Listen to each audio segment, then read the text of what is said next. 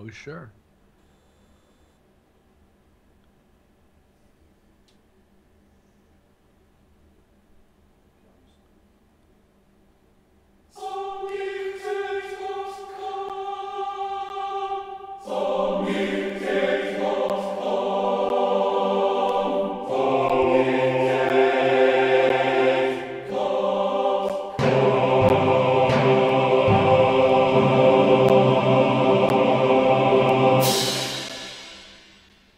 Everybody, welcome to Sonic Talk 326 live. Got live chat room. Gosh, there's loads of people. You must have loads of mates, Matt. This is the busiest we've been for a long time. I don't know why. It's just fantastic. But anyway, I wanted that laugh there was because I've got a studio guest. But to more of that, I just want to say, of course, this show is sponsored by iZotope and also featuring iZotope. Yes. How good that is. I'll say hello to one of our guests. This is Matt Hines from iZotope. How are you, Matt? I am very well, thank you. Your official title is? So I am the product specialist. Okay, fantastic. So we've got the product specialist who's been down here showing us some RX3 action. Absolutely. I don't know. I can't say anything because I'm under a strict NDA, pain of death. And as I said, I think in the corner you might just be able to see the actual iZotope fairy's hand if it enters the shot. There it is, the ghostly hand of the for real iZotope fairy. That's the thumbs up. So that means we're blessed with the with good luck and elfish merry things. And giveaways. And giveaways, that's right. So anyway, I want to say thanks for you coming down. Thanks to everybody in the chat room for listening. I hope everything's streaming all right because, you know, when I'm actually doing this, it's quite hard to be the streaming engineer at the same time. But anyway, we won't go on about that as I want to. But we'll say hello to our live guests as well who are coming in down the line. We'll start over there with Rich Hilton. Who I picked the wrong button, just as Rich was leaning to fix something, I'm sure. How are you, Rich? Rich Hilton, of course, from Chic, probably more famously known as Chic than anything at the moment, because Chic are all over the place doing fabulous gigs, fresh from Glastonbury and all these other amazing nights. And also Nile Rodgers studio guy. How are you, Rich? I'm good, thank you. Very well. I'm glad you're good. Did you go away and do a gig between now and last week? Yes, we did. How'd it go? Went very well. Excellent. Very well. I'm glad to hear it. It was in Golden Gate Park in San Francisco. Oh, wow. That sound. Were there people with flowers in their hair? There were, you know. Did you have any in your hair? I didn't have any in my hair. But one of the most interesting things about this particular show was that there were a lot of people there who looked like they might have wandered over from a Grateful Dead concert, grooving to Chic music. Awesome. Yeah, it was. Oh, that's great. Do you find that you grade gigs? Because I noticed this just going to a couple of. I mean, I think Chic have got a much longer and more prestigious musical history that's gone through lots of generations. But when I went to do sort of backstage tours and stuff of like Howard Jones and Heaven 17, I noticed when I stayed for the gig afterwards that almost exclusively the entire audience was bald heads. Do you find that you notice those kind of trends going on? No, well, lately, no. In our case, it's quite the opposite, and the demographic for our music seems to be broadening to younger and younger people. The more hirsute. I'm not sure about any of that or what kind of suit they were wearing, but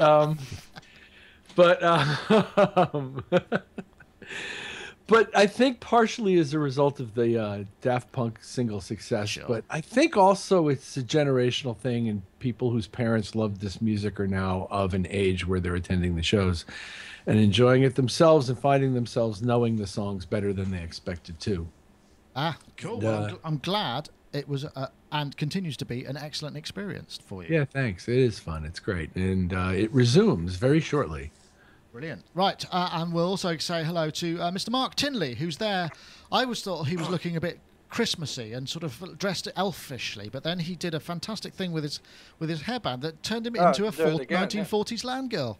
It's astonishing. Take the glasses off. Here we go. Yeah. Mark Tinley, likebeing.com, sound artist and creative thinker, and also sort of waning interest in the what's the project, I keep forgetting it. I do keep saying it, and now TVManiamusic.com. Thank you, Mark. Sorry, you're But we should always talk about Array, ARRAY, which is the project I'm doing with my autistic friend Robin, and we're making really our latest song is absolutely brilliant. It's like X-ray specs meets music technology, and it sounds like a band, except it's not. It's all computers.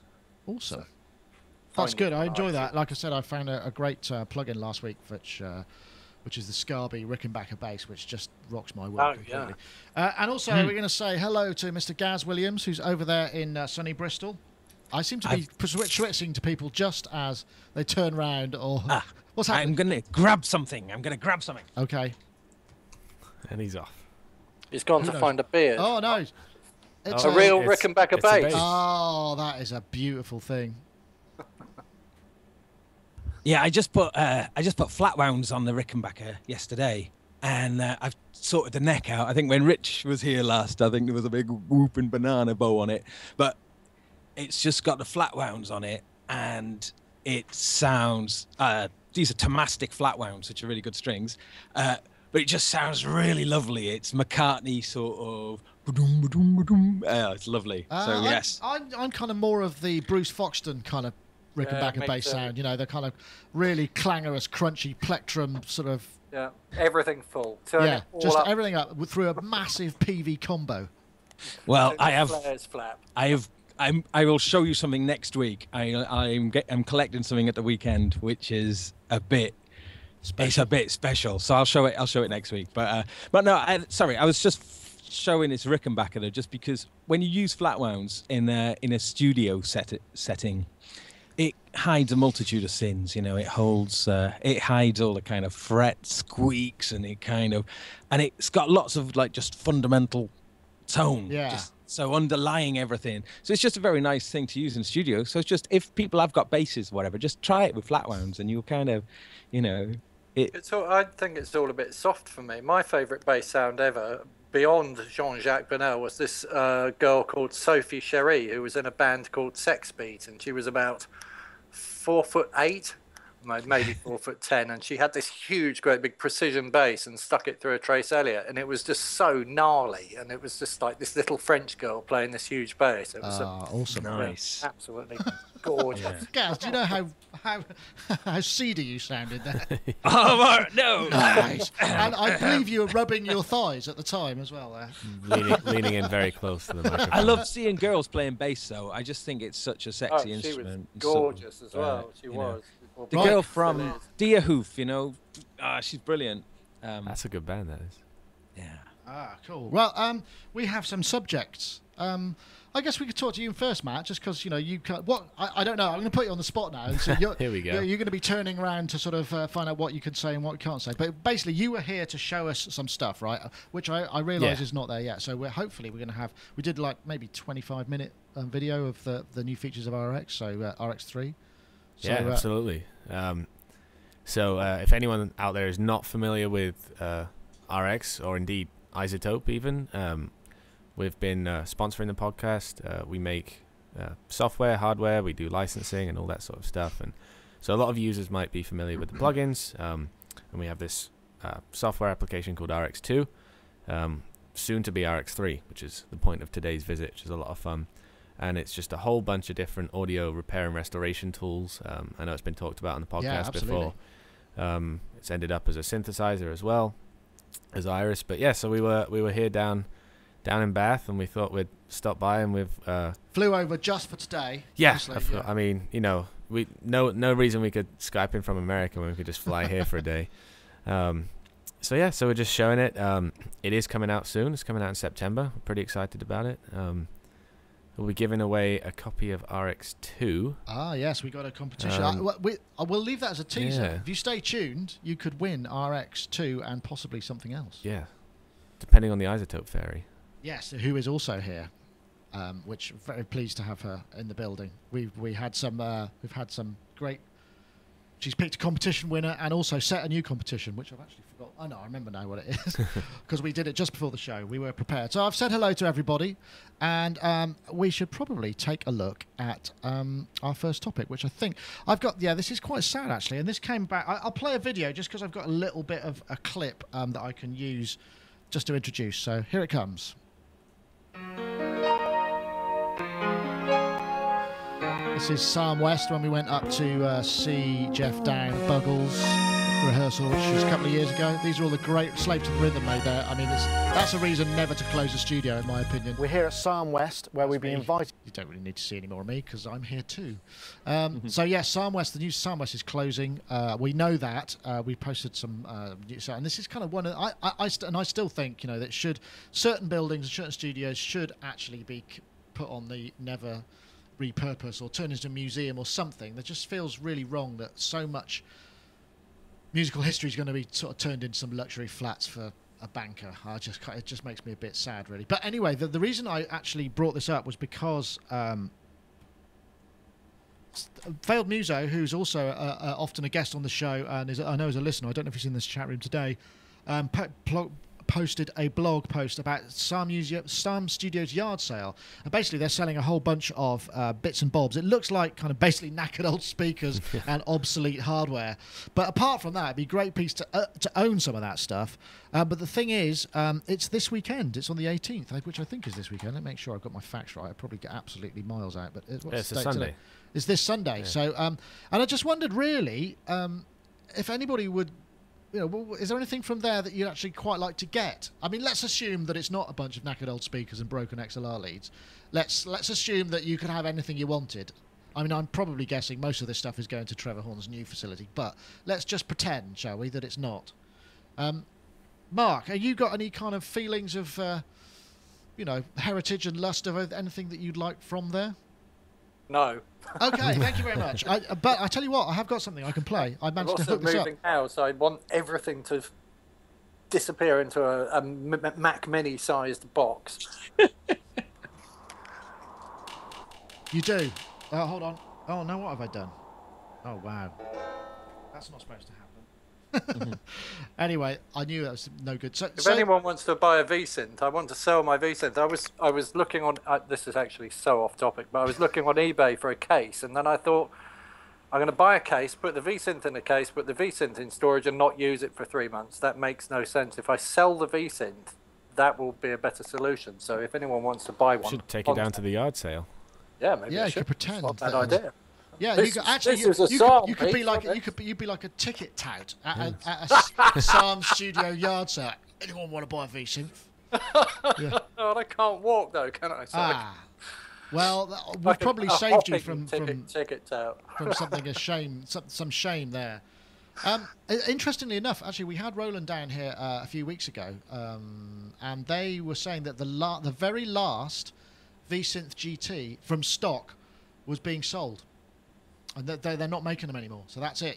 Whatever the current, you can't buy them anymore. Oh well, then it is definitely something worth touting, isn't it? It could well be. Anyway, back to the topic in hand. Sorry about that. Gaz, how are you? What would you like to get from Sarm, assuming you could have anything, and it was not like a what was the multi-track machine that they were using around the time of Slave to the Rhythm? What would that have been, like Mitsubishi Digital 32 track? Or 32 track Mitsubishis, I would think. Right. They look great, but they're just probably not worth. Are they not? owning. I mean, are they? Have those machines got any kind of desirability? They must have some. They must have some fairly hefty D2As and A to Ds in them that might be worth hoiking out and using. You could just have have this massive thing in the corner, just in record ready the whole time, and listen through. I wonder. I mean, I wonder just how much that thing either imparted, an influence on the sound of those records, or why, or if it's entirely just the front end, the preamps that sort of. I think they were. I forget that the beginning of that video. I think was. I think I couldn't. Was that an SSL or a Neve? I forgot to actually bother looking. I can't remember. I don't know. So far, you what? So you're going to go for the Mitsubishi 32 track, are you? Yeah. Okay. Good luck getting some tape for that, but it doesn't matter. Oh, and all the tape as well. Oh yeah. So I can record over it all. Yeah, I need to bulk wipe these Trevor Horn masters so I can just sort of bounce some. That's so wrong. Yeah, saying that, it just makes me feel a bit uncomfortable. Rich Hilton, do you have any such? I mean, you've got pretty much what you want, haven't you? But is there anything there that you kind of like to have in terms of, memorabilia? I know you're not a big memorabilia guy. No, the romance is not deep with me, but. Microphones. which were not in evidence in that photograph. But I would love to see what they wanted to sell for microphones. But I suspect he's taking all the good stuff with him and selling the stuff he doesn't want to have to pay to move. Yeah, which looks like, if we go, I might be able to, let me see if I can zoom in on that. I can probably make that a bit bigger. Oh no, not like that, like this. Oh, that doesn't work. Hold on a sec. I've got a key command for this. There we go. So what does that look like? That looks like basically a bunch of crappy old tannoys. They might be quite nice. Yeah, no, the tannoys are good. I don't know what, there looks like a load of drivers there that are not actually... blown drivers. Yeah, blown drivers. Flower pot. No, but spares. If you had speakers blown that matched driver. theirs and they had spare drivers, that's the kind of thing you could get at a decent rate from that kind of a sale where they've just been sitting in some room there for 10 years, but they're going to work fine in your NS10s or whatever.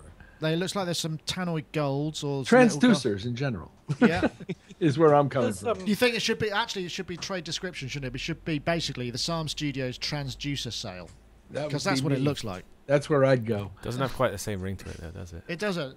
What about you, Matt? Is there anything that has a romantic kind of, I mean, obviously I'm not thinking romantic love. I'm thinking, romantic You never music. know. No. So I took a look on the website actually earlier, and they had a couple EMT plate reverbs. Ooh. And you see, so I moved house in April, and I haven't yet fully got furniture quite yet. So you're thinking... so what else do I put in all that space? EMT plate reverb. I think they had a 140 and a 240.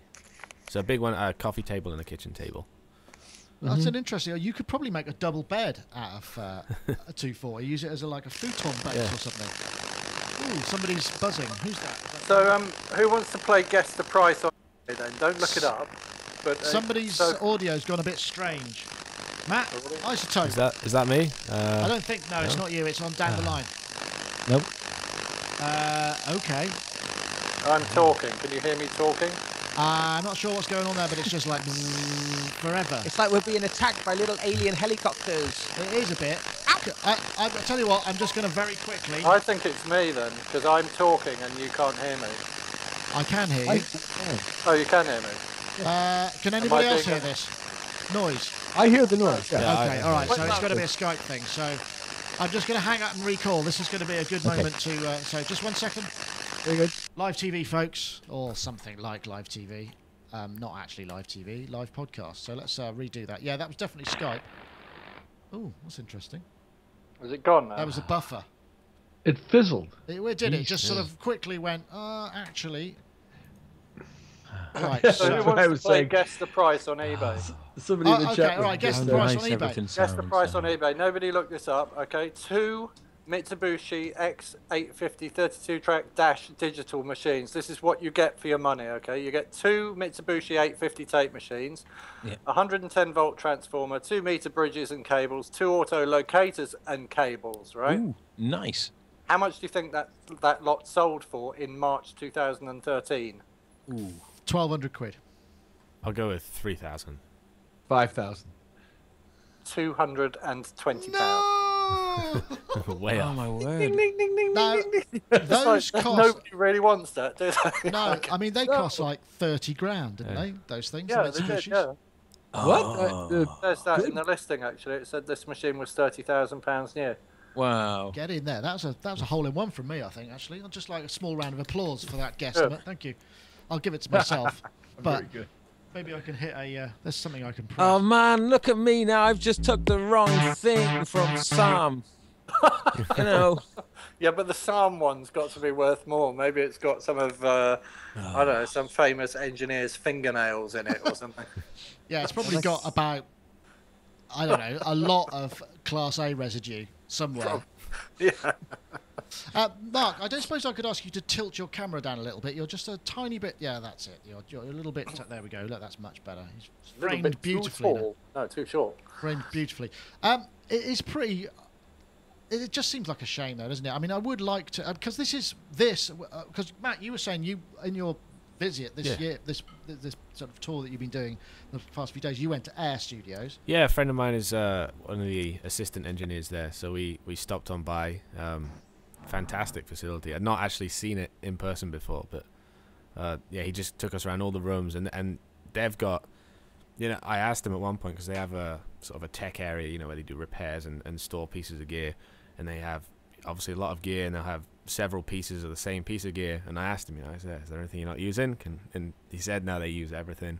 I guess have they still got a workshop and everything there? Because quite often that's the first thing to go, the service centre. Yeah, no, they have some guys there, I think, that maintain and fix stuff. But I'm sure if they ever had a yard sale, it would be a free for all. Well, it would. I mean, but it's one of the few. So I'm just thinking, we've got it's in London, Air, Abbey Road, Metropolis, Sphere. Is that still going? Sphere? Yeah, I think so. Moloko, that's still going. That's like a large cooperative, and they own a lot of studios and kind of rent out to producers and what have you. So that seems to be a good, at least it's just utilising the property, isn't it? It's just, I guess it's the same in the States as well. I mean, a lot of studios closing, but or is it not so bad, Rich? Because I mean, the thing in the UK is, especially in London, property prices are so high because we're on a small island. We haven't got that much space. Whereas in the US, there is more space, I suppose, but maybe not in the big cities. Or is it different? You don't look like I've said anything that makes any sense. Well, I'm just not sure I'm the right guy to do an analysis of the relative real estate values. But stuff is not cheap here. Sure. But like the gas is cheaper than it is there. Sure it's not cheap to Americans, but it's a heck of half a lot the cheaper. price of everywhere else in Europe. But as real estate, I have maybe you get. I don't know if you get more for your money here. I'm not sure. You do. I mean, in terms of housing, you do. I mean, because I think what what I was area. trying to say is the pressure on the turning businesses into housing is much higher here because we've got a finite amount of space in terms of, I mean, I guess on Manhattan you can't really do much about it because it's an island and you've got the similar sort of problems. But in larger cities where there's a bit more room to spread and you haven't got maybe such strict planning laws. Well, it's again, I'm not the right guy to analyze that process, but I can say this, that in 100 years ago, New York was essentially a shipping economy and all the business took place around the perimeter and all the residential was in the middle. And somewhere about in the first 20 years of the 1900s, that all changed and the business of New York went inland and the outside became residential. And at that point, they had to convert all of those formerly warehouse and factory spaces into these huge loft apartments and such. Now, that's sort of what little history I know that pertains to your question, but I don't know today how to analyze that internationally. I'm not the right guy for that. And I guess the thing is you've got, you work in a private facility that is, I guess, was that built in an ex-residential place, or was it a commercial property that then got turned into a studio? The studio that I go to every day, is in a converted bedroom on the top, which is the third floor of a private residence that faces the water. Ah, okay, right. So it's got stunning views and cathedral ceilings and windows all around, and it's a gorgeous little place to record, but it's not purpose built as a studio. It's a space that was converted for that purpose and use. That's a lot easier to do these days, I guess. So, but yeah, I mean, ultimately, because you've got the technology, you can miniaturize and I am rambling now. Anyway, let's move on. It took a lot to make this room mixable. Well, there is space in which you can mix something. Yeah, sure, there is that. Okay, well, we've got another topic here. I think maybe we should go to our competition because it's about halfway through the show, and as we have some iZotope people here, we can trail it. Yeah. So I'll do the ad for iZotope.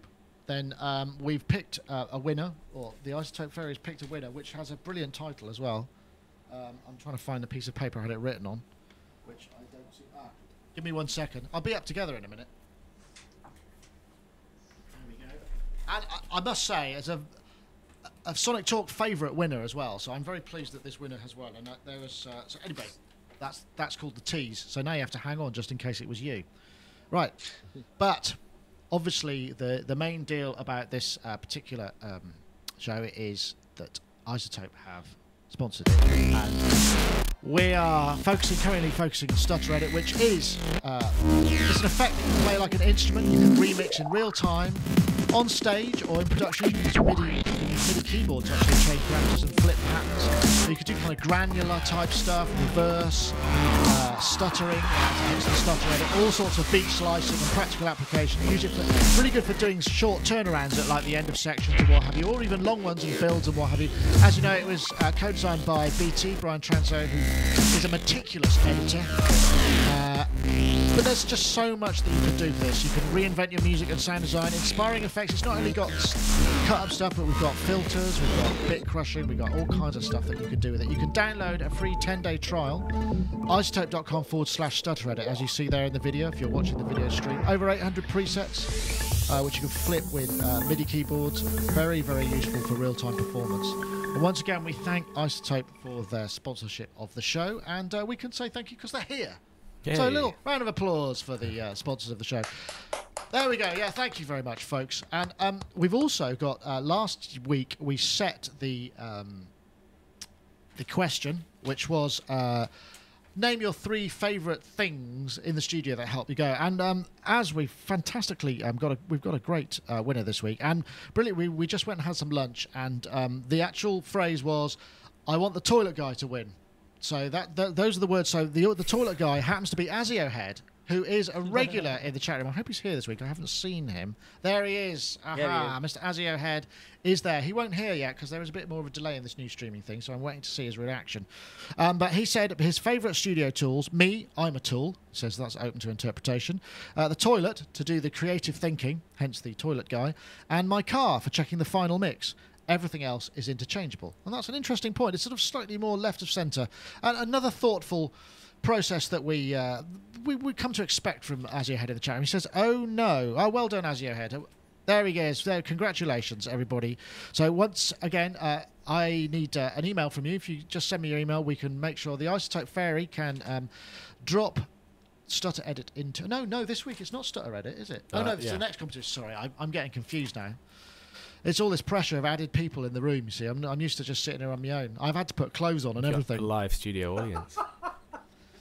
So, basically, you will win a copy of Stutter Edit. It'll be put into your account. So, thank you very much for entering. Now, this week, the competition is slightly different. What we're giving away is... Well, maybe, Matt, you would like to say what they're actually giving away. Yeah, why not? Well, this, again, came up over lunch. Not the toilet. No. We did creative thinking at lunchtime too, and we decided, so we'll give away RX2. Yep. Because of course, once RX3 comes out, they'll get a free upgrade. So we can't give out something that isn't yet out there, but if we give them RX2, then next week... It's like a special golden ticket, almost. It is, yeah. In the form of a software license. Yes. But to actually win this, what you need to do is... We're looking for, because as you know, RX is fantastic audio restoration and replacement, and it kind of removes things from recordings, unwanted bits and bobs. If you wait to see the demo, there's some fantastic examples of that in the demo that Matt gave us. But what we're looking for is something unwanted that showed up in a recording that you weren't expecting to be there. So if you leave that in the comments below, either on YouTube, because this video should be up on YouTube, or on sonicstate. The most unusual, unwanted element of a recording that showed up that you didn't think was going to be there. So that, I guess it could be like, a cow mooing, for instance, or anything like along those lines. We had an ice cream van earlier. That was a terrible example. So if we were doing the video, I'd say, can I take that again? Yeah. But sadly, because this is live, I can't. Well, what did we have earlier today? We had the GIMP. We had that. Had the industrial door associated. Yep. There was an ice cream van. I don't know if you heard that. That was later actually when you were setting up. I love ice cream vans. Yeah, well, who doesn't? I love ice cream. Yeah. I've got all these binaural recordings of ice cream vans, and I've been using like Match EQ to make things sound like they're playing through ice cream van speakers. I do that quite a lot, actually. That is a fantastic hobby, Mark. I can't imagine. That must give you hours of enjoyment and fun. It's kind of like, that is one of the most unusual pastimes I think I've ever heard. That's brilliant. Making things, but there is something about ice cream that we're going slightly wandering off tangent. I can see the tangentometer heading off at 45 degrees. There's something about the sound of ice cream vans in housing estates where you've got lots of reflective surfaces, and it's kind of like, it reminds me a little bit like the child catcher in Chitty Chitty Bang Bang. Exactly. It's supposed to do the same thing. Is it draws all the kids, they all come running up and go tuppenny. Well, it's not. It's like £8, isn't it, these days? When I was doing the Dandy Warhols record with Nick, we went out to dinner one night, and there was an ice cream van driving around Battersea, and the guy we stopped him.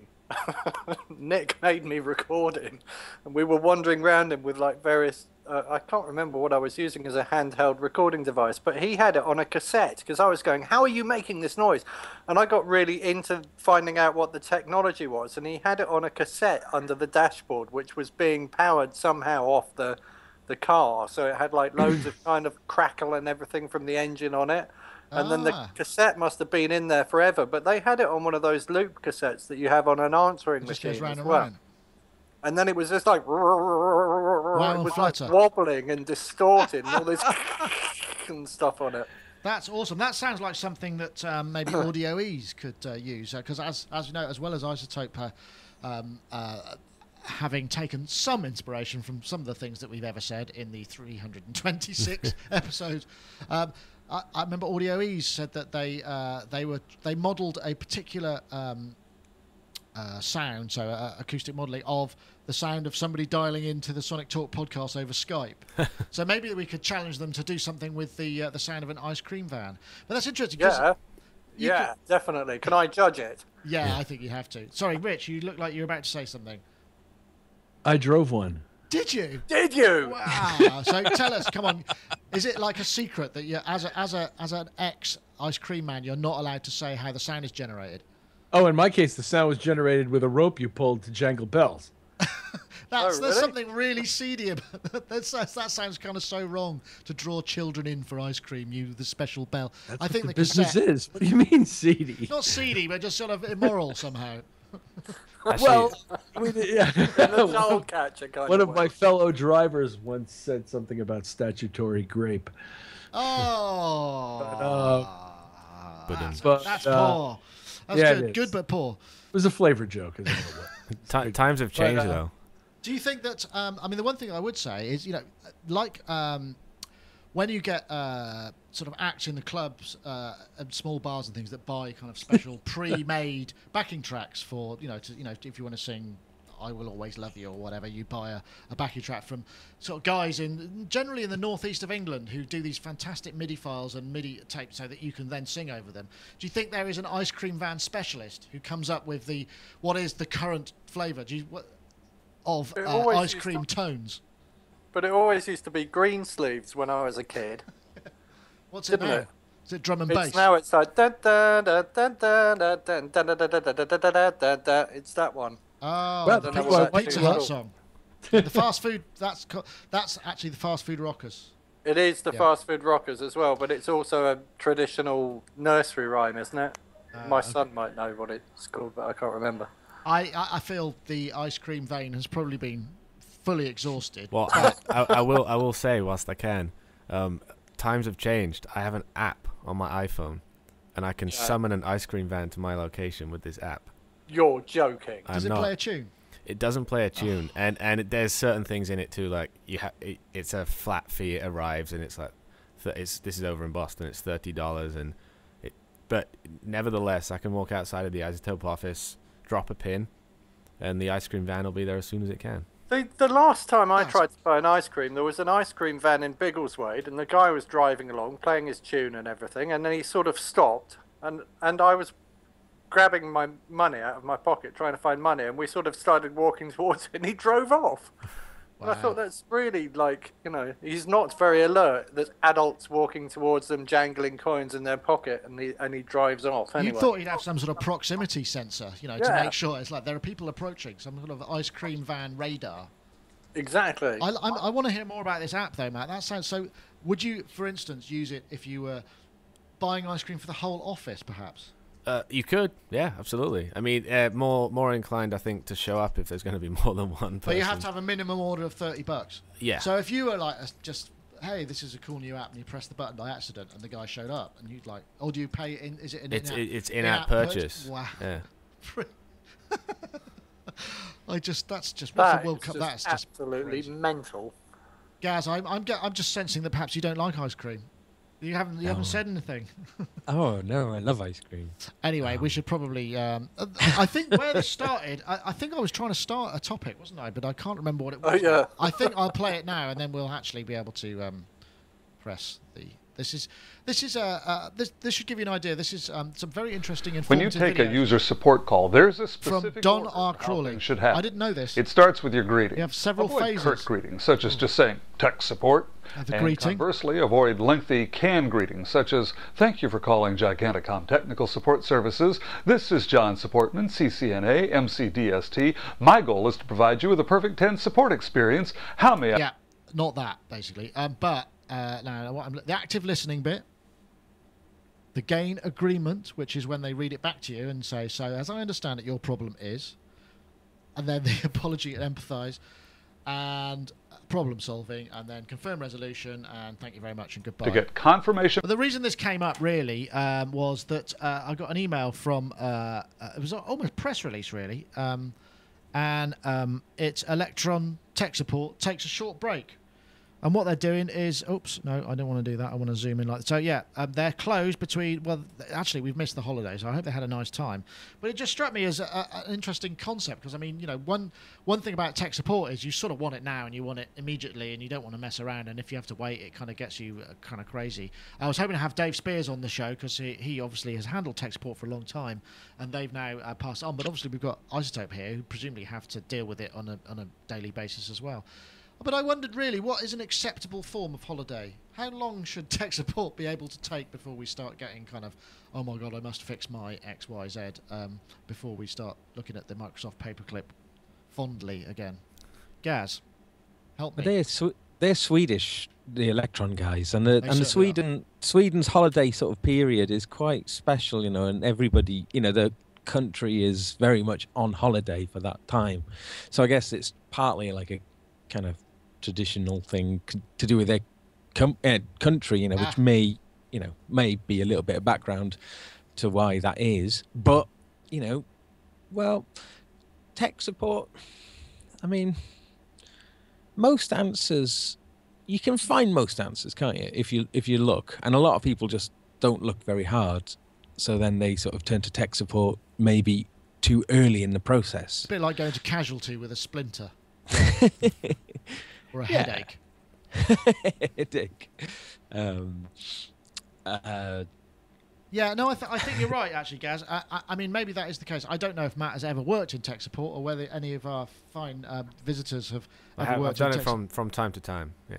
Do you find, I mean, there are numerous hilarious videos online about people kind of phoning up and saying, you know, why is this not working when it's got absolutely no... I mean, is it easy or difficult to maintain your cool, or do you have a very, you know, like that? There are specifics. Do you have a specific set of steps that you go through? Does that help? It's pretty easy, really. I mean, you know, all iZotope users are so brilliant, anyway. Obviously, you know. But you know, 9 times out of 10, if someone's getting in touch with tech support, all it is that they have something that's stopping them from making music or recording audio, or you know, their TV's not working, whatever company and line of work you're in. That's typically all they want, is for the thing that they bought from you to work, or for whatever is preventing that thing from working, to get it working as quickly as possible. So they're usually pretty nice, pretty reasonable, and all you really need to do is just get as much information as you can so that your first reply or second reply is the solution just as quickly as possible. So, you know, it's not hard. No, I suppose the thing is also, in your line of work, your products are aimed more at professionals who are probably further advanced in terms of how they would use, you know, they'd already know how to kind of run a DAW probably, unless they just happen to get an iTunes voucher for Christmas and thought, hey, I'll buy this, and have absolutely no. So what do I need? What, you know, I mean, you're not likely to deal with somebody who, like, what's a computer, are you? So I suppose that's easy. Yeah, you know, sometimes someone might just have general information. They might not even own a product, but they might, you know, they might want to know, well, what exactly is this? What does it do? And if they couldn't get what they wanted online, they're coming to ask you. So yeah, it's never like, oh, how do I focus on these people? They're always pretty nice, and you sympathize with them because obviously we're all, if we're talking about audio, we're all audio guys. We all have run into problems from time to time, and we all just want to get up and running as quickly as possible. So that's all you want to do is help them. So yeah, that's true. I mean, I'm sensing from your reply that you're probably a really good guy to look into. Whereas myself, I quite often get phone calls from various family members. Why is the TV not working? And it's kind of, you know, that kind of stuff. But the thing I find is like, well, I have actually explained this about 1 million times already. Yeah. So, and that I get annoyed because it's like, well, if you don't listen, then and don't care how it works, then it's always not going to work for you. When I first moved to America, because I'm originally from Hereford, so when I first moved to America, I used to get phone calls from my mum asking me how to do the TV remote. Yeah. So I want to watch TV tonight. What do I press? Yeah, well, it's getting so complicated. The buttons are so fiddly these days, aren't they? I just about figured mine out. I don't know, Mark. Do you think you could take that job? Tech support? Yeah. Oh God, no. Oh no. Well, maybe I could do tech support for broadband because that would be quite easy because they follow a script. Because you ring them up and you say my broadband's not really working properly. The speed's gone right down on it, and they say, "What operating system are you using?" And I say, "I'm using Mac OS X." Oh. Can you go to the start menu? No. It goes on from there. Gets worse from there. And you know, basically that job involves telling somebody to reboot Windows, doesn't it? While you switch it on again and then ring us back. Ring us back and spend another 15 minutes. It's like the IT crowd. If you try turning it off and on again. While you're rebooting and disconnected, they bump your speed back up, and then as you use your broadband over time, they slow you down and put you on a slower and slower kind of contention. That's so cynical, Mark. Are you sure? No, have you got proof? I can't prove it, but I absolutely know that that's what happens. I had one of those, slower and then you ring them up, and then it goes fast again, and then it gets slower and so on. You know. I had one of those calls, you know, they've been happening in Britain. I don't know if they've been happening everywhere. I guess possibly, where they phone you up and they tell you that you've got a virus on your computer, and then they try to talk you through it step by step to sort of fix it. Yeah, that's real. And they put one on there. A true story from a few months ago. They phoned up and they said, "Oh right, they said you've got a virus on your computer," and it's a scam. It's a scam. Yeah. So how do you know? I'm into scam baiting. So I like to try and sort of waste as much of their time as possible, and it's get much joy out of it. But so they said, "Oh, can you turn your computer on?" I said, "Yeah, well, it takes a while because it's steam powered." And they said, "All right." They said, "Okay, hang on a minute." And I just went and started banging pots and pans and just doing all this kind of. I said, "1 moment, you know," and just all this kind of stuff, all these noises. Come back panting. Sorry. It's yeah. It's coming online. It's coming online now. Yeah. You know, and then they say, right. Yeah, can you click on the start menu? And they believed it all that kind of. Not highly trained criminals. That's terrible. That one. I mean, they do it. But I mean, I took about 7 minutes of noises, and then they asked me to sort of click on the start menu. You know. And they believe. Well, that's good. And now you've got a virus on your computer. No, it is. Like the marketing thing that is the most extraordinary, because I filled something out with a false name and I put, because it looked dodgy, so I put this name down, Roy Gibbons. And now I get calls all the time from all sorts of different people trying to offer me PPI and all different things for this guy called Roy Gibbons. And whenever they ring up, I've got to the point now where I go, look, he doesn't actually exist. And they say, yes, we do. He does. We've got a record of him here. I'm like, no, I made it up. And they won't believe me anymore. It's just bizarre. Wow. You might have brought him into it's going to be like one of those Paul Auster stories where it's like a kind of modern ghost story. Oh God, He'll be like a zombie on my doorstep. Hello. He'll show up. Don't do it. Don't do any kind of like Ouija board things. All right, and like for the next foreseeable future, because you might bring him into existence. I know, Rich. I mean, what do you expect for tech support? I mean, I'm guessing you know what you're doing. I guess when do you turn to it? Is there a kind of sometimes it's like, is this a bug or is it not working properly? You get that kind of stuff, right? Moments of extreme desperation, and that's the only time That's also a problem, though, because when you're dealing with people under moments of extreme desperation, you're listening to them go through to a script, and you just kind of know what you're talking about, so you can explain. Well, you have to get through the script to Yeah. get to what's actually wrong. Yeah. And the chances of coming up, I don't know quite how to say this. I've been doing this longer than most people. Yeah, that's true. So quite often I find myself teaching the tech support guy it's how to troubleshoot this problem by explaining the process I've been through. And I don't know. They have to follow the script, productive. don't they? They're still stuck on that script, and you You have to get through it. You get to the bottom of the script, and you've answered all the questions so that now they can have an actual conversation with you. And then you hope that you've got somebody who knows something about the product. But chances are you've got somebody who's going to say, I see. That's it. Okay, you need to speak to a higher level tech. Yeah. I'll get one on the phone. Hold on, please. Right. And he's got his script. Yeah. Most often. And then you kind of, can I have a direct number, please? Because I don't want to have to go through that. This is just all you have to go through. And it has to be pretty severe. Like, I have to be absolutely damn near convinced that I have a hardware problem for me to want to get on the phone with somebody like that. That actually the hardware is actually defective. It's either the hardware or me that's defective in that moment. And I guess it's 50-50 at a point like that. It's either me or the hardware. It's the hardware. Right. Yeah, I absolutely agree. But it must be a hell of a job. I wonder what the churn rate. I mean, do you guys have kind of consistent tech support, or do you find that you've got people going through? Because I mean, it must be quite a stressful job as well at times. Yeah, I mean, it always it varies obviously around a product release. People just genuinely have questions, so there'll be a lot of inquiries, in the day running up to the release or the week after, and that's obviously a lot more to get through, but we have a dedicated team, and they're fantastic, and they're... Do you have like an internal bulletin board of most amusing tech support question of the week? There's no such thing as a dumb question, to be fair. Look at him go. What a there really diplomat. Isn't. I mean, I'm guilty of emailing tech support with dumb questions in the past, so right.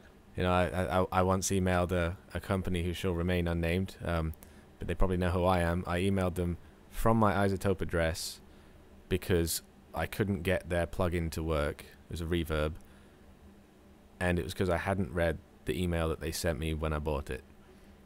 And it just goes to show, if you read the emails, you'll be all set. It is really interesting though, that sort of stuff, because I find myself doing that sort of thing all the time. And the way you structure an email and what order you put the information makes a huge difference to whether people actually even bother. If there's something really important fact at the bottom or buried in the middle of a paragraph, forget it. I mean, you're just going to get a million calls. It's like bullet point: do this, do this, do this. Right, brilliant. That's all I need to know.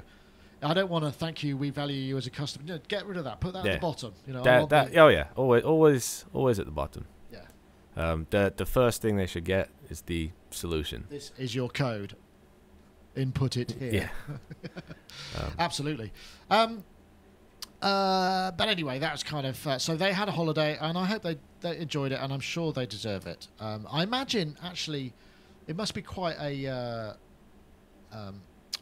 difficult one with Elektron, because it follows its own logic. The equipment, it works in a specific. It's not like you can use the same logic that you can use with a lot of other things like standard. So it must be quite challenging in some respects. But a lot of people are the evangelists. And with hardware versus software too. If it's a piece of hardware, it could be harder to reproduce the issue. Whereas if it's a piece of software and they're having an issue, you can say, okay, what's your operating system? Right. What's your host?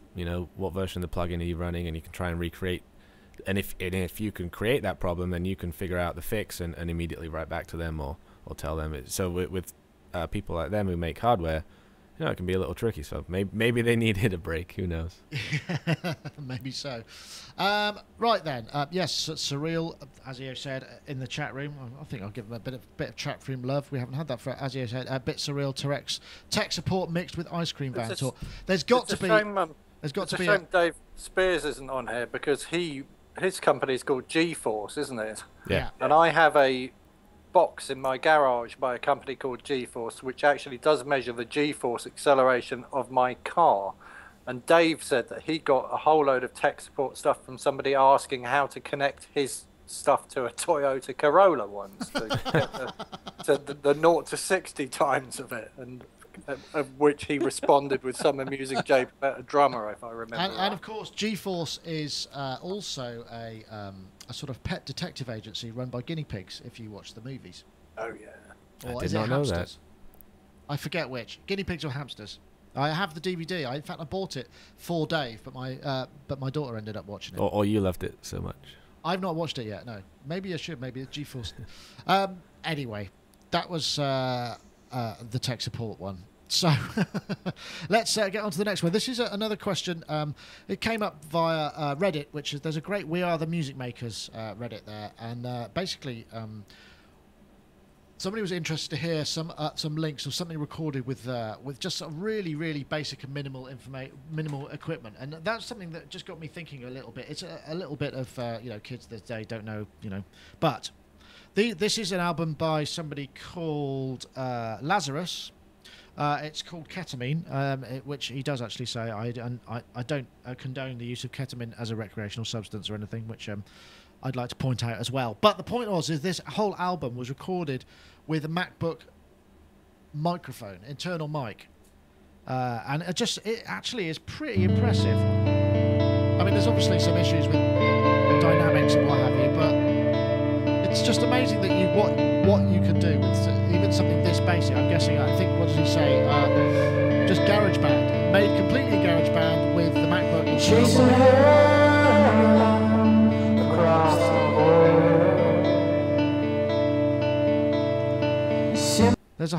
There's 6 tracks here on this EP, Ketamine EP, and it's worth a listen, but it just got me kind of thinking about what are the most basic things that we can use. I mean, where I know you talked, Rich. There was a great story you said last week about Will Ferrell and the iPhone, the Melodyne iPhone recording of the melody. I mean, just that is about as basic as you can get, and it's akin to the kind of whole dictaphone thing. But I mean, to actually build a track from start to finish in something like that, I mean, it's just totally possible, right? I mean, Gaz, you I know you've been into the OP1 and what have you, but I mean, whatever's available, I guess. There it is. Yeah, whatever's available. And, we've talked about things similar to this many a time with, if it's much more restricted, then you have to work within tighter parameters, and that's a creative thing. But I guess if you're trying to do something really high quality and the equipment is limited, then it's trying to work with, what could you possibly do to make this sound good. So in that particular example that you played, that didn't sound very good to me. Hold on a minute, I've got something I can play here which might help. Yeah. I managed to get the Akai MPX8 to play. It requires mono samples, so just for old time's sake, I thought I would have a little bit of Howard Scarr, tumbleweed moment that he made for us, which I always used to use on the show when I had a moment that I needed to play some tumbleweed in. Anyway, I'll unplug that now. But yes. So you thought that was rubbish anyway? I thought creatively it was quite interesting. Yeah, I mean, okay. I mean, it just sounded like what I thought you said it was, Whereas it did make me think, though. I wonder if you could, and maybe the guy has done it. I'm possibly being way too judgmental too quickly, but if you went really, really close to the microphone, I wonder if there's ways that you could kind of bend the MacBook to get the microphone into certain positions and and do things really, really softly. I don't know, it'd be quite interesting to see just what good quality sound you can get from the microphone. There's a challenge I quite found. I mean, and maybe this recordings have demonstrate that of hidden depths. Yeah, of course they could always use iZotope products to improve the ambience and what have you, could they? Yeah, always. Do you see where I'm going with? This is all, I put this in before I even knew you were coming. Yeah. That's just how in tune we are with your. Obviously he's gone there and he's put an EP out into the world, but I know a lot of people that they'll use tools like the inbuilt microphone or maybe just a little USB microphone just to lay down a whole bunch of ideas I know people in my band do that, and then they'll send them out to us, and we'll be using those for a long time before we actually replace them. Maybe with, with something a little better and equipment that we like to use. But there's something to be said for it. And obviously, if you do have certain issues, then sure, maybe something like RX or some other solution that works for you can help. But as Gaz was saying, there's also ways you might be able to use the tools you have to even prevent some of those problems in the first place, which obviously is ideal. So I wonder if there's a way that you... essentially using the internal mic. It's not too bad, though. I mean, the sound is pretty good. I mean... As long as you turn the noise reduction off on the... They have a little ambient noise reduction on the Mac mic, on the system preferences. Oh, really? I've never seen that. If you go in, you'll see it there. If you turn it off, then you can record stuff, and it sounds better than if it's on. That's just a little tip. But where's that? It's somewhere on the. Is it sound effects? Somewhere, yeah. Use interface. Oh no, this is. If you go to your input. It's going through the system. Here we go. I can put that over here. We can have a look at that. I did not know that. Let me just. I'll throw that. There it is. That is. Yeah. There's this little use ambient noise reduction right there. Yeah, it's great for Skype. Maybe if you're recording guitar, it will sound a little bit weird with that on. But it might do. Has iZotope got anything to do with the ambient noise reduction algorithm? No. Not this time. No. Okay. Mark. Yes. Say something. Contribute to the topic before I have to play Tumbleweed again. I'm bored of it. I'm totally bored of people saying, "Oh, look, I recorded this on my iPad or my iPhone or my this, that, or the other." Who cares? We have small devices that can record multi-track audio. Good. So what? And it's... If they were saying it a few years ago, I might be excited by it, but I'm kind of... It's like... It's just so obvious that it can do it now that it seems a bit boring. Tell me you've recorded an album on a Raspberry Pi. That would be exciting. And it costs $10 to record it. That would be really exciting. But, I don't know. Sorry, I'm bored of it. No, all right, fair enough. I won't say it again. Consider myself... Well, that is an interesting idea, actually, what Mark said. And I learned something recently, that the preamps that are in a lot of expensive bits of equipment, like, I believe, the Universal Audio Apollos, is it like there's a chip which most of the stuff is on, and that chip is about $7 per preamp. I'd be careful what you say there. I'm not sure that's entirely. It may be the D2A part. Not sure the actual mic amp itself. I think it is. I think it's really small. Maybe not in that. It's in some devices anyway. Some expensive devices. But the actual thing itself is very, very small. So if you sort of had a Raspberry Pi and built in, Oh yeah, I see what you're saying. Well, maybe you might be able to get into just one little cheap little box, with really good sound.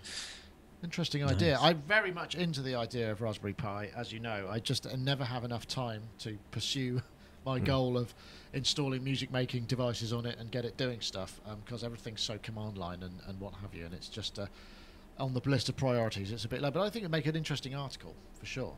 And maybe more so than just necessarily saying, "Oh, I used this," and making that a big feature of what you did or didn't use. Just do it. If it sounds good, it sounds good. Do it and finish it. If it sounds bad, it sounds bad. Yeah, that's true. There's enough tools around to make things sound good now that it's not really. It shouldn't be the main focus point. In the chat room, Sinosure says $7 is on the high side. I think. Wow. Yeah, well, it's all down to components, isn't it? Yeah. You don't make any hardware, do you? We do make one piece of hardware. It's a 2-channel noise reduction box. It's used for like TV and broadcast in radio stations and broadcast trucks, and so you don't typically see it in the stores. But what would that be for reducing ambient noise or just program noise? Just ambient background noise. If it's a live feed, like the PGA Golf Tour, for instance, you've got wind, you've got applause, or the Oscars and the Grammys use it. So we do have one. I would imagine they need to put applause in the Grammys one, isn't it? It's got like an inversion mode where it adds atmosphere. I actually, I saw a taping of a live comedy show once earlier last year, and they did exactly that. Before the comedians came out, the producer came out and they said, okay, we need short applause, we need loud applause, super loud cheering and just low chuckles, and we went through like 5 or 10 different scenarios, and then that's what they used when they broadcast, because if they told a joke that we didn't laugh at, they threw that in. They should have borrowed my tumbleweed sample. There you go. That's that. I can imagine that sort of rather destroying the kind of thought of I want to go and see this show. I'm hoping to see some real time comedy, but I've actually got to pre-record my response. It's very awkward laughing on command. But they weren't making a sample CD. Sorry, Gaz. We did something a while ago. It was so naughty, but we took this like documentary about. It was a serious documentary, and it was about people. It was to do with people losing lots of money and lots of people being out of work. But then we put loads of studio audience laughing at various bits after people said certain things. We played it for this girl, like as though it was like a kind of situation comedy. It's like the wrongest thing, but it was so funny because she was laughing with people. Wow, it's amazing how powerful it is. I mean, it does work, doesn't it? Canned laughter and what have you. That's very interesting. It's a strange. I mean, the people in this documentary had quite sort of strong accents, so when they were just saying something, it was quite amusing just because their accents were quite interesting. So when they sort of finish a thing and you have a big little, doesn't matter what they were saying, it's actually quite a sad thing. Well, I remember there was a big trend quite wrong about as well. The time of the KLF. When KLF were doing stuff, they did that kind of stadium house thing, and they used to throw up loads of applause, and I ended up using loads of applause samples in stuff that we did for breakdowns and stuff. And it's amazing the difference. It's a really interesting effect when you throw it into a track. Top of the Pops had like a whole load of applause in an Akai S1000. Oh, did they? Yeah, when we did Top of the Pops, I was I was not doing the sound because I wasn't allowed to touch the desk because it's the BBC, you know. And so I was telling the man when to switch the delay on, which of course never worked because he was putting it on way after it was supposed to happen. But in between the songs, they were just hitting off applause on an S1000. And I copied the applause onto a disc. I've got it somewhere. Top of the Pops applause. That's brilliant. Oh, I don't know. Rich. Could you then do an inverted phase and just dub it onto episodes of the top of the Pops? So sort of, you know... So there's a complete lack of applause. Wow. Last train to Grand Central, as Redwalk says in the chat room. That is exactly it. You're totally right. Rich, I've kind of forgotten where this topic started. Can you remember? Is there anything you care to... I didn't remember what it was to begin with. Would you care to bring us into line? Well, you were actually talking about tech support closing at one point. No, you were talking about GarageBand, recording an entire album on GarageBand. Right, an entire album in GarageBand. Did we move on to that? I'm sorry. Yeah, I'm sorry I held your intro. I feel I should just have that. Maybe Tumbleweed should just be the entire sort of music bed for this entire show. Right. Then. Oh yeah, using minimal gear to record. Oh yes, that's right. That was. Do you? I mean, because. Presumably, I mean, you've got a facility that you use, but do you ever have to go out and record on location and what have you? What do you use when do you take like a minimal system? Because you were also talking about doing... Today, you mean? Yeah. Because I'm actually going to have to do this next week. Cool. I'm going to bring my MacBook Air. I'm going to bring a LaCie Thunderbolt drive that I have that I use as a sound library drive. I'm going to bring this keyboard and that cable, and I'm going to bring my Mo2 interface, and I'm going to play sounds out of Contact or any other soft synths I need to be able to play out of. I've used my laptop basically as my synthesizer. So it's a play out rather than a recording thing, so you kind of working on arrangements or whatever. It's a recording thing. What do you okay. It's a recording session next week, but I need to be able to provide sounds that I know that I like, and I don't know what they're going to have there that create those things. So this is my fallback position. Okay. Well, that's the cool thing now. I mean, I always remember you used to be turning up to sessions when you had to take all this stuff along, and it would be just endless. Well, this doesn't relate to the minimalist discussion, because if you get me to crank out some in my day stories, you know, you used what you had. So I can remember jamming in a friend's college dorm room on a Gibson organ going through a tape echo. And finally he got a Micro Moog, and we were jamming away on that thing too. And then other pieces of synthesizer gear began to arrive, and this guy was recording all of these, like sometimes one poly synth, like maybe a poly 6. I believe he had a VCS3 and a 4-track tape machine, and he'd make, whatever he'd record guitarists and bass players, and he had like a CR78 drum machine, and he was making, his own records, kind of. I'd really like to see. What I'd like to see, when you get the something with an external input, so you just daisy chain everything together, like have a massive chain of instruments all mixed together that you record into a mono output at the end. So you've got your kind of VL tone going into your Yamaha arranger keyboard that's got an external input that mixes into that, and then that goes into something else, and so you just chain the stuff together, and you have one lead coming out of it. Yeah. Well, how's this? Okay. When I was a kid, my father had a Sony tape recorder that had a sound-on-sound function that enabled you to bounce things along with an added live microphone from from left channel to right channel.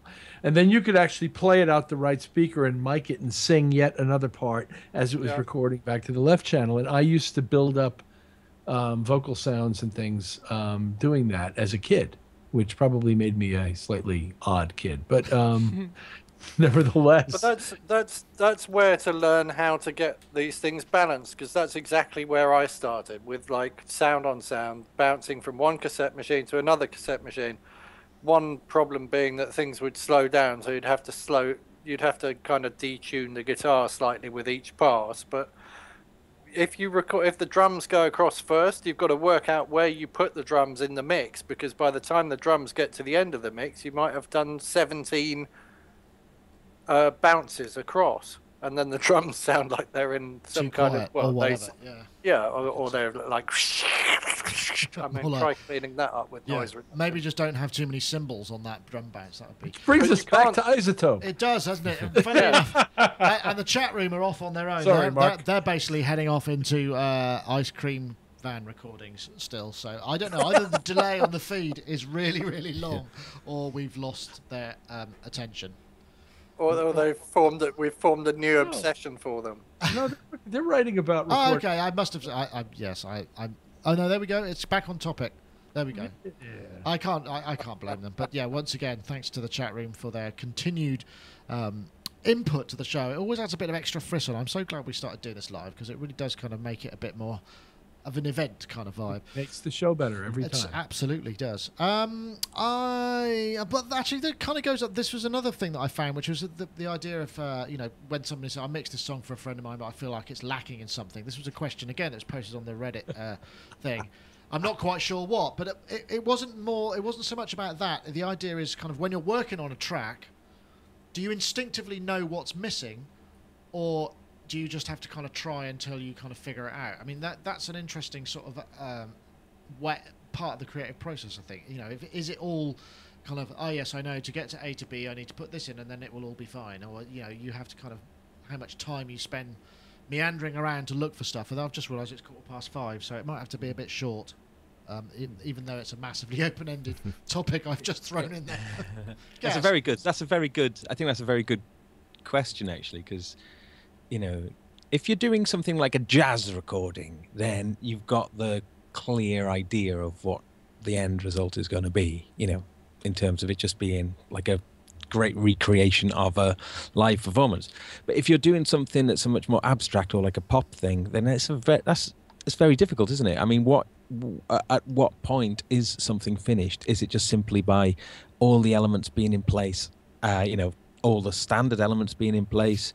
But I mean, do we have big frequency gaps that we don't have covered? And maybe hit records need the spaces. Well, they unquestionably do need the spaces, but it's a very interesting point, because you don't know when something's finished necessarily. But maybe, well, for me, I've been working on some things and it just think, oh, it just suddenly feels done. Bloomed into something. But it is a very difficult thing, because what is, as I say, what is a finished thing? Everybody's version of that's going to be different, isn't it? Yeah, I must admit, because I've been working on this mix, and I did this demo. It started off as a very pedestrian arrangement to a song, basically, and I've been asked to pep it up and turn it into something that makes the song a better vehicle for the song, because they're trying to get the song placed. And so I kind of did all of that, and when I started getting into the actual mix phase, I was just really bored, and I want someone else to mix it, because I kind of, the thrill of making these kind of grand, bold statements, but now the detail of, I'm flattening all the ends off, and I find that actually what I'm doing is feels like it's regression rather than taking it forward, so I've sort of lost perspective there. So, and I don't know if it's missing it. It sounded great to me when I just threw the demo together, but, you know, that's because the memory, I guess, of the adrenaline and the creative spark or whatever was what made me move on. Oh yeah, this bit, there's a hole missing, I need to fix this bit. I mean, the actual fixing of arrangements, like, you know, you come out of the chorus, you need a breakdown verse or whatever, and you've got no ideas, you've then got to experiment. But yeah, but I don't know I never know what it's going to be until it reaches a shape, I guess. But I guess if you're working from a song, I don't know, Rich, with you, because you're working with a producer who presumably has a fairly strong idea of what he wants it to be at the end. I mean, I'm making an assumption here, of course. And is it down to you, or is it just a kind of, if we go in this direction, I know something cool will happen, and then we'll keep the good bits? He is one of the most spontaneously flexible musicians I've ever known in my entire life. And any vision that he has at the beginning of what it's going to be like at the end, he understands very clearly to be transitory at best. Right. So, that said, he is also decisive about musical things. And when you work in a session with him, I think he's impressively so. Mark, would you agree to that? Yeah. We are talking about Nile Rodgers here, I should say. Yeah. But he's incredibly astute and attentive, and here's what's going on. Pick, if somebody plays something, can pick something and go, hey, that, do more of that or whatever. That's immediately, right. Yeah, okay. He relishes the creative collaboration with the people in the room and encourages them to contribute things that he could not have foreseen.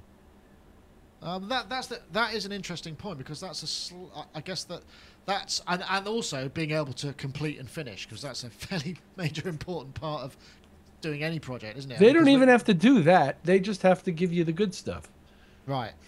And then you can fix it late, you know, or whatever. Yeah. Or if you have to, or move it, or do whatever you have to do to it. But you just need to get the good stuff. Right. And Matt, you were saying, because you're in a band also. Yeah. I mean, how do you know? I mean, I don't know what you play or what your role is. I mean, do you find that there's a point where you go, yeah, that's done? Or is that not part of your particular? If I was by myself, I would never reach that point, because I'm always trying new things, and it's a bad habit you got to try and break. Also probably doing too many things, and then you have to try and find what you need to take out. But with the band, the way we actually got around that, we did the entire album live. So we practiced all day, every day. Old school. Yeah, we just thought we wanted to do it. And so we were recording to tape, 24 track. We were doing the entire thing live. And so we got what we got. And if we couldn't replicate it live, we didn't. And that actually meant that the weeks running up to the studio session, we kind of figured out what layers we wanted in there and which ones we didn't, because we'd try things at shows and some things would work, some things wouldn't. Then we also got the recording engineer and the producer to come to the rehearsals, and they would tell us, well, this worked or this didn't. Right. So it was more sort of trial by fire. We'd do it live in front of an audience, which obviously if you're by yourself in a studio, layering tracks, it's not the same thing. But no, that's a very good point, because you do get that it's that, I'm really proud of this, I think it's finished, and then you play it to somebody and go, oh my God, I didn't know, I didn't realise it was so unfinished and so wrong. And I guess with the live thing, you can just gauge the reaction. Would you this collective, like, ooh? Yeah, maybe not. We played, as one of our songs, we end it in a certain way, or we used to, and we did it at one show, and nobody clapped, because they didn't know it was the end. So... Right. The arrangement obviously in that case was wrong, and we changed it up, and it's on the album now. So. Okay. No, that's a good way. I mean, we've talked about that again, and it's a sort of skill that's been lost in many ways. The ability to just kind of do that. I mean, there are obviously people who do, but the trend to stay in the box and just kind of tinker is very alluring. because then you don't ever have to play it to anybody. Yeah, and absolutely. And you know, expose your soul, as it were. I'm not going to expose any more of my soul, as the fabulous Derek and Clive joke about the Americans have their soul singers and we have our soul singers. One of my favourites of all time.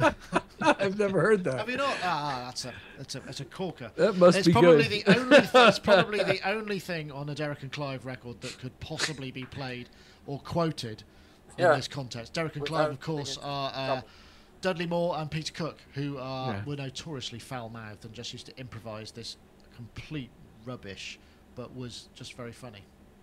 If you like that sort of thing. It might be one of those things that I go back to and think, actually, that wasn't funny at all anymore. Best job I ever had was pulling lobsters out of I've got Jane to. I've got to. Yes, that was what. That also was branded. But actually, we better go because I've just realised Matt has to get a cab to leave to a speeding train. Are we not going to talk about Jason? No, I think we'll have to do that next week. I'm terribly sorry, Mark. But we can another time. Yeah, duty calls. Duty calls. Okay, Matt, thank you very much for joining us. Thank you very much. A real pleasure to have you here, Matt from iZotope. And thanks, Matt. You'll be seeing thanks, Matt. guys. You'll be seeing What's your name of I love the stuff, by the way. I own. What's the name of your all of it? What's the name of your band, Matt? Oh, it's they're called Dan and the Wildfire. So if you just you type that into Spotify or iTunes, you'll find us. So Hooray. take a listen. Cool. And remember, it's all live. It's a couple trumpet overdubs because you can't play two trumpets at once. No. Well, I guess if he was a saxophonist, he might be able to play, but he's not. Yeah. Right. Well, we better. So, thank you very much for joining us. Also, we'll thank say thank you to Rich Hilton over there in Connecticut. Thank you for joining us too, and have a great session upcoming. Thank you. Thank you. Thank you. Pleasure to have you as usual. And Mark Tinley, thank you for joining us You're too. very welcome. And we will get to your subject, and I'm glad your foot is better or getting I better. forgot to show you the picture of my mobility scooter. Oh well. Well, Next we'll have week. to do it next week. Maybe. I'll show you my foot instead. Look. Okay. Wow, that's like a proper old school mummy style bandage. I'm liking that. Yeah. I bet you get you get a lot of sympathy with a bandage like that. I hope. I get lots of old men coming up to me going, "Oh, that looks sore." It's like, yes. Yeah. And of course, Mr. Gaz Williams over there, bass player, songsurgeon.co.uk, that kind of stuff. Yeah. Thanks, Hopefully, Gaz. hopefully next week I'll have a video up that I filmed on Saturday where I went into a really, really big room with a stereo bass rig and played a big MIDI sort of symphony thingy. Not really symphony. That sounds really But cool. recorded it all in stereo in the big, but used the big. I wrote the piece in the room, so I'm using the big echoes. Fantastic! Can you? Maybe we can have a breakdown of that next week. Cool. Okay. Because next week there'll be a show, but the week after there won't be because I'm on holiday. Cool. Okay, right. Thank you very much. That's a wrap. I will hit stop. Thanks, everybody.